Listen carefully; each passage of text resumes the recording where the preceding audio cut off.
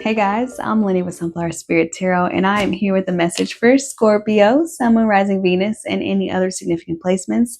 Now, this is going to be specifically a love reading, so this is for those of you who are currently romantically connected to somebody. I'm going to be doing a he said, she said spread, which basically is asking the same questions from your perspective as I ask of your person, okay? So this deck is going to represent Scorpio, or actually, this deck is going to represent your person, and this deck is going to represent you, Scorpio. Cross watchers are always welcome, and you can assign the energy where it goes. Energy is fluid. Also, if you haven't already, go ahead and subscribe. All right, become an official sunflower. And if there's any other kinds of readings that you guys would like to see for the next cycle, just let me know. Okay, let's jump into it here. I've been doing these all day. They've been a lot of fun. So let's get to it. This deck represents your person, Scorpio. So how does this person, the person that Scorpio is currently romantically connected to, how do they see Scorpio? What do they think about Scorpio, or how do they perceive Scorpio at this time? We have the Page of Wands.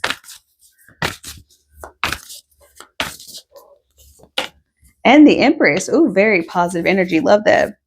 How do they feel about Scorpio, or what emotions does Scorpio inspire within this person? How do they feel about Scorpio? And I'm going to pull all the cards on both sides. And then I'm going to dive deeper into each of the cards, okay? So how do they feel about Scorpio? We got the Ace of Cups and the Eight of Pentacles. What are their desires or intentions for this connection or relationship with Scorpio?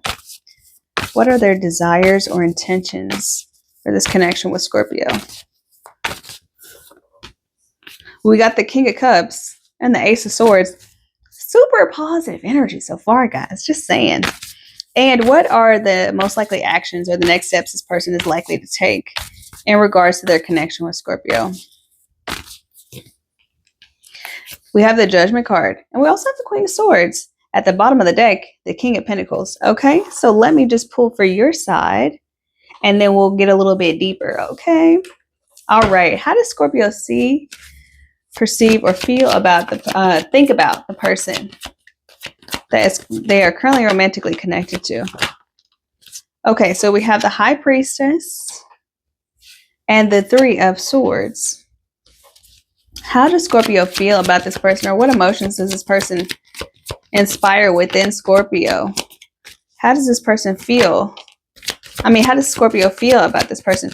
I haven't done this kind of a reading in a long time, you guys, so bear with me. I might get mixed up a little bit here, but I'm going to do the best I can. We have the Hierophant and the Nine of Swords.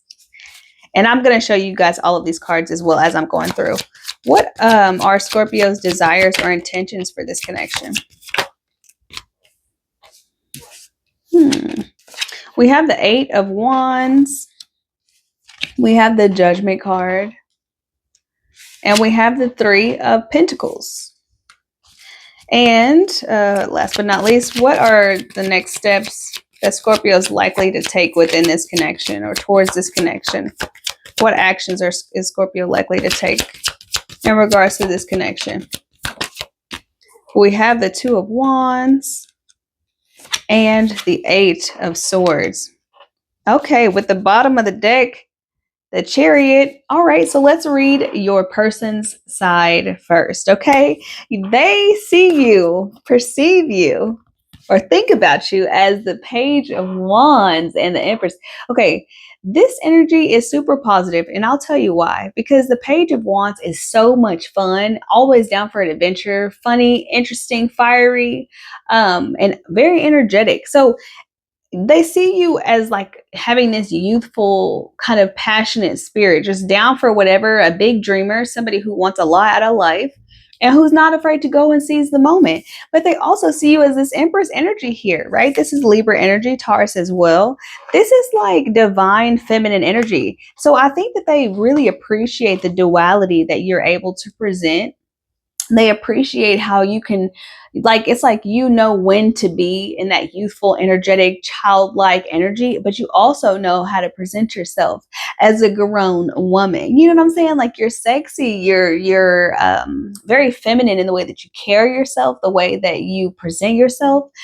They think that you're incredibly attractive, and they also feel like you have this energy about you that's really, really strong and really positive and nurturing and loving and very, very open-hearted, Scorpio. They really, really like that about you. They like that you make them feel more masculine because you are so feminine. You're so in touch with that feminine side. They just see you as somebody who is just like, like the clouds part and the sun shines on you. You know what I'm saying? And the angels start singing. That's how they see you. Now, is it fantastical? Absolutely. Do you potentially have children with this person? That also might be why the Empress is here, because maybe you are pregnant with this person's child, or you have a child with this person.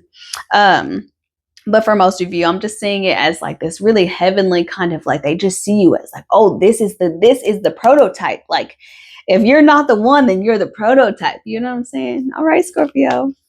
How do they feel about you? Or what feelings do you inspire within this person? We have the Ace of Cups and the Eight of Pentacles. You inspire them to work harder. They feel like they have to earn your love. They feel like they have to prove themselves worthy to be in your energy, to be in your space, to have your time. They want to work for you. They want to work for this opportunity to have this love with you. Now, for some of you, this might be a reconciliation or the desire for a reconciliation. If you have a history with this person, some of you might not. Okay. And I'm just saying that based on your cards here. Okay. If you have a history with this person, they feel like you inspire them to want to do the work, whether it's inner work, outer work, whatever the work is that they got to do to get back into your good graces, to get back into your arms. I feel like they are willing to do it because to them, you represent unconditional love. They feel unconditional love for you or from you or both.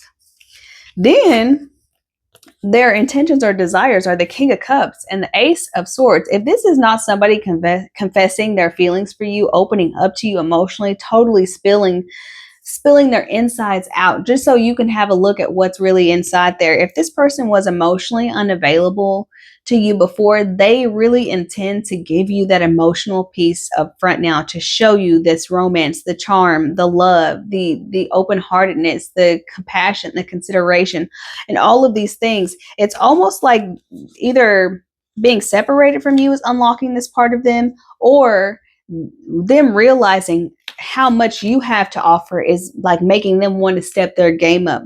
They're wanting to upgrade into this King of Cups energy, or to really fully express that, because maybe they've met people in the past who didn't create a safe space for them to really be that King of Cups, to really be that lover guy, to really be the person who shows up in relationship as like the Prince Charming or just the lover, right?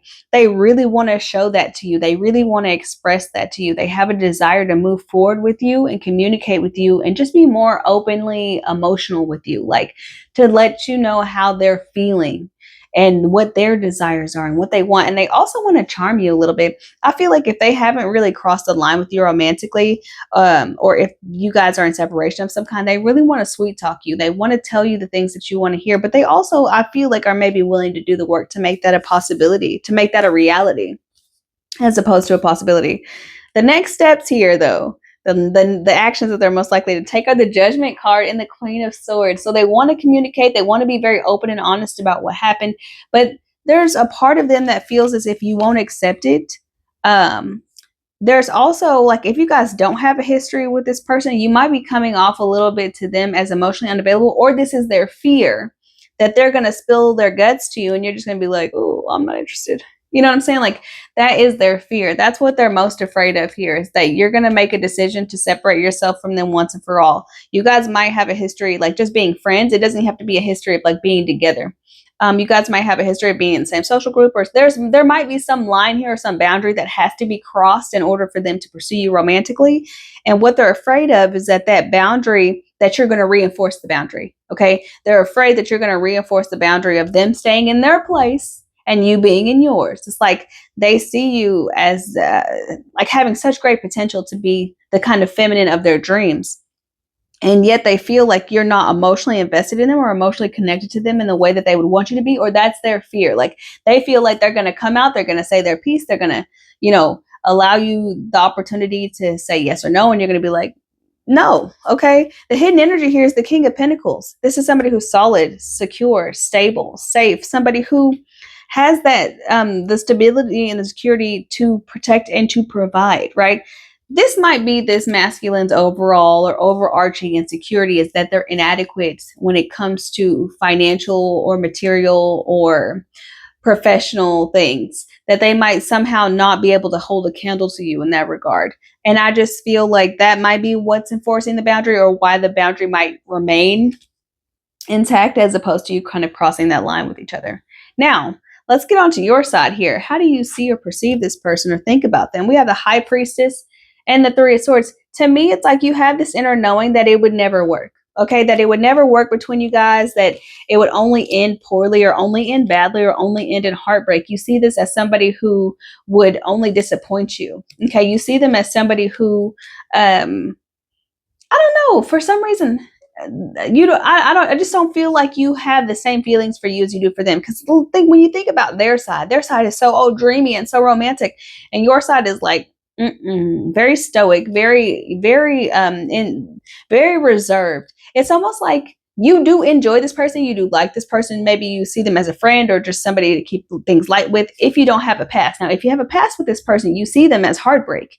You see them as a mistake. You see giving them another chance, like intuitively, oh no, this isn't going to work. Like I've learned my lesson, right? We have the Hierophant and the Nine of Swords in your feelings for this person, or the feelings they inspire from you. It's almost like you learned your lesson. You might also obsess about this person in the sense like, did I make the right choice? Or you might spend a lot of time analyzing what already occurred between you and this person in the past. Like I said, it doesn't have to be a negative history between you and this person, but I do feel like there's some bit of like, I don't know, just asking yourself hard questions when it comes to your relationship with them. I just feel like you're in your head a lot more than you're in your heart. I feel like this person is in their heart space when it comes to you, and you're in your head when it comes to them. That's what really makes me feel like you do have a history with this person, and it may not be positive, because it's almost like maybe you're like worried that if you give them another chance, it's like you're throwing away all the wisdom that you gained from walking away from them in the first place. And if you give them a chance, if you've never really crossed that line with them, crossed that boundary with them, like let's say you guys have a relationship, but it's just platonic, or it's been platonic up to this point, it's almost like you are worried about ruining the friendship or ruining the connection that you already have with this person by trying to take it further or trying to make it more than it already is. Now, your desires or intentions, the Eight of Wands, the Judgment card, and the Three of Pentacles. What this says to me, now the Three of Pentacles can be a co-parenting card. It can also be a marriage card in some instances where we're talking about very practical marriage or like roommate situations and things like that. But for me right now, what I'm feeling is you feel like you've already established something with this person, and that's really your desire, is to like emphasize that. Is say, look, we already have something that I really enjoy, whether it's a friendship or whatever it is. Like we already have something, or we had something, right? The intention here is to establish your boundaries in the sense that like we're friends, we're going to remain friends, and that's all it's going to be. Like I can't give you more than that. Whatever it is that you're trying to get from me, I can't offer you more than that. I feel like if you guys are coworkers, especially, this is also my coworker card with the Three of Pentacles. You guys might work together, and you might say, we work together. That's a boundary. Once again, this idea of there being some sort of boundary, whether it be tangible or intangible, like the boundary of a state line, or the boundary of like, hey, we can't date because we work together type stuff. There's some sort of boundary here that you are not willing to cross. It's like you feel very clear cut in that. You feel like your judgment. And what's interesting is y'all both have the Judgment card, right? The Judgment card is on both sides here. So y'all both have the Judgment card, which tells me is like, there's a decision that has to be made. And I feel like your desire, your intention here is to make it, and to make it very clear. Okay. And your next steps are the Two of Wands and the Eight of Swords. This is you coming out of a place where you feel stuck, or feel like you don't have options, or like you're helpless in a sense, like you don't have a way to turn, or you don't know what the right decision is. It's you just making a decision and sticking to it. Whatever decision you choose to make about this, I feel like you're choosing to keep things as they are, or keep things separate if they are separate. For those of you who are co-parenting with this person, because like we're co-parents, that's it, that's all we're going to do. And maybe what's kept you in kind of like this Eight of Swords energy is feeling like you owed them something, or you owed them more, or you owed them a chance, or you owed them an opportunity to reconcile with you, or to show you their romantic side, or to, because they are so into you and you know that. It's like, it's almost like, am I being crazy here by not wanting this person to pour all their love all over me? You know, you're not crazy for not wanting that. If this is not the person that you want, even if the love that they seem to be offering is what you feel like you may have wanted at some point, this is not the person you want it from. It's not the way that you want it. It's not under the right circumstances, or there's something holding you back. And I feel like you're going to acknowledge that you're being held back for a reason. You're going to acknowledge that there's a reason why you aren't together, or there's a reason why it doesn't work between you guys, or there's a reason why you're not willing to invest in them emotionally. And you're going to stick to your guns on that. We got the Chariot, and we have the Six of Swords at the bottom of the deck. I just feel like you acknowledge that you have a very strong connection with this person with the Six of Cups, but that's all it's ever going to be. It's not really romantic for you, whether it's platonic, whether it's co-workers, whether it's co-parents, whether you've tried it and it failed and you're never going to go back down that route. I think you're going to make this abundantly clear for this person. You have a lot of love and care for this person, and I think that's why you're taking this so seriously, is because you understand whatever decision you make moving forward is going to have consequences, and you may not like those consequences. I'm going to pull let's see, the In the Shadows for you guys from this person. Are there any last words that this person would like Scorpio to know? I mean, are there any last words this person would like to say to Scorpio, or are there any last thoughts this person would like to leave with Scorpio? Okay, you can't come with me. Okay, you can't come with me. Then sometimes I hear your voice. What did you want from me? I am not coming back. I don't need your approval. And I don't know how to let you go. Okay, all of this tells me that this person is already aware that what they're asking from you is not necessarily even aligned with their desires or aligned with what they actually want. It's almost as if what they want is for you to want them, right? And it's like, it's almost as if you pulling away and you wanting to keep things as they are is kind of eliciting some sort of stronger desire for them. And it may be just the desire to win, because why would they say, I'm not coming back? What did you want from me? And all this kind of stuff.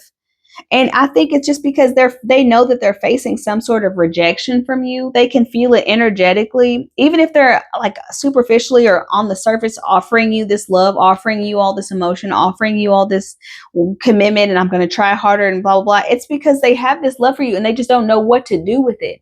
But there's also this recognition that you guys aren't necessarily even aligned. And for you, you already know that.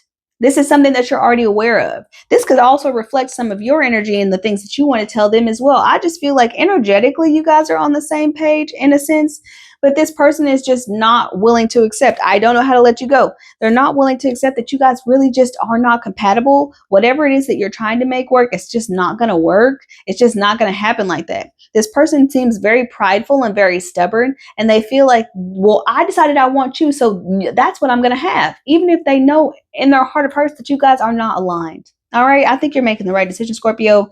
Keep your boundaries tight, okay? This is what I have for you guys. I hope that this was helpful or enlightening in some way. Like, share, comment, subscribe, all of that good stuff, and I will be with you next time.